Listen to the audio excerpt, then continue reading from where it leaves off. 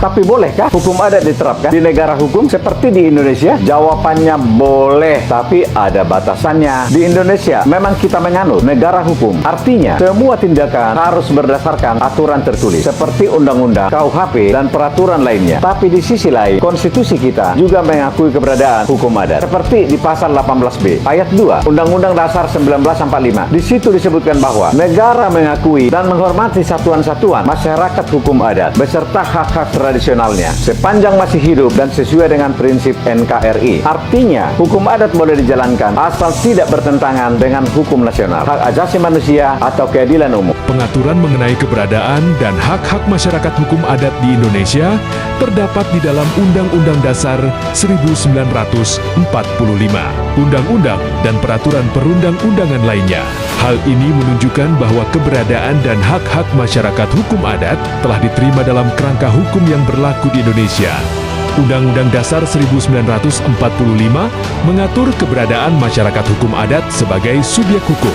Di Undang-Undang Dasar 1945 periode pertama, di mana pada bagian penjelasan Undang-Undang Dasar 1945 terdapat penjelasan mengenai persekutuan hukum rakyat yaitu masyarakat, hukum adat yang keberadaannya sudah ada sebelum proklamasi Republik Indonesia.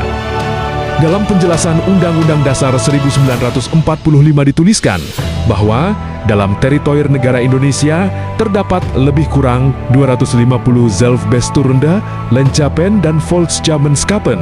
Setiap daerah di Indonesia mempunyai susunan asli dan oleh karenanya dapat dianggap sebagai daerah yang bersifat istimewa. Negara Republik Indonesia menghormati kedudukan daerah-daerah istimewa dan segala peraturan. Negara yang mengenai daerah-daerah itu akan mengingati hak-hak asal-usul daerah tersebut. Ketika dilakukan amandemen terhadap Undang-Undang Dasar 1945, bagian penjelasan Undang-Undang Dasar 1945 dihapus keberadaannya.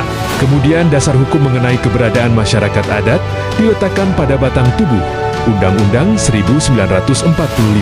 Setidaknya terdapat 3 ketentuan utama dalam Undang-Undang Dasar 1945 yang dapat menjadi dasar bagi keberadaan dan hak-hak masyarakat hukum adat. 3 ketentuan tersebut yaitu Pasal 18B, Ayat 2 Pasal 28, Ayat 3, dan Pasal 32, Ayat 1, dan Ayat 2, Undang-Undang Dasar 1945.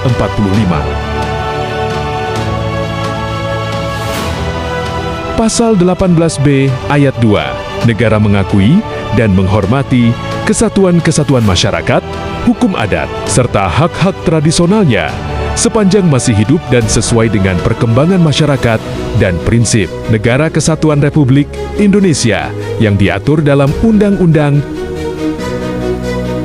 Pasal 28 Ayat 3, identitas budaya dan hak masyarakat tradisional dihormati selaras dengan perkembangan zaman dan peradaban.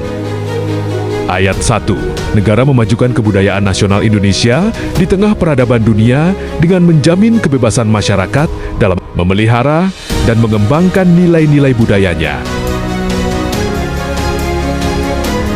Ayat 2, negara menghormati dan memelihara bahasa daerah sebagai kekayaan budaya nasional. Terima kasih sudah menonton. Semoga video ini bermanfaat untuk kita semua. Salam juang buat sahabat Kutes Lekasi Anak Taboyan, Senusantara.